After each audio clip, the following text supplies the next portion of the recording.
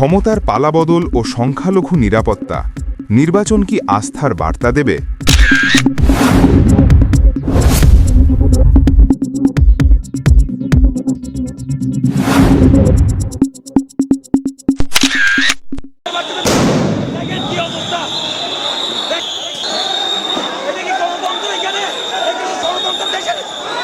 বাংলাদেশে বড় রাজনৈতিক পরিবর্তনের সময় সংখ্যালঘুদের মধ্যে উদ্বেগ বাড়ে। এটি শুধু সহিংসতার কারণে নয়, বরং অতীত অভিজ্ঞতা, গুজব, সামাজিক মাধ্যমে যাচাইহীন তথ্য এবং স্থানীয় বিরোধের রাজনৈতিক রং পাওয়ার ফলেও জন্ম নেয়। একটি বিচ্ছিন্ন ঘটনা দ্রুত সামগ্রিক সংকটের প্রতীকে পরিণত হয়। খুবই নিষ্ঠুরভাবে মারছে, আমি বিচার চাই। খুব কঠিন বিচার চাই, ওনাদের ফাঁসি চাই। আমি কিভাবে চলবো? আমার একটা ছোট বাচ্চা আছে আমার সঙ্গে। যদিও একই সঙ্গে বহু এলাকায় পারস্পরিক সহমর্মিতা ও সামাজিক সংহতির উদাহরণও থাকে। কোনো সম্প্রদায়কে সমষ্টিগতভাবে দায়ী করা বাস্তবসম্মত নয়।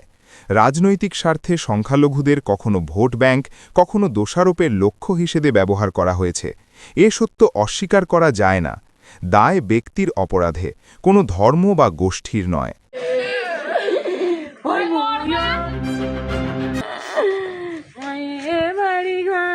রাষ্ট্রের দায়িত্ব এখানে মৌলিক: নিরপেক্ষ আইন প্রয়োগ, দ্রুত বিচার, ক্ষতিগ্রস্তদের পুনর্বাসন এবং তথ্যের স্বচ্ছতা।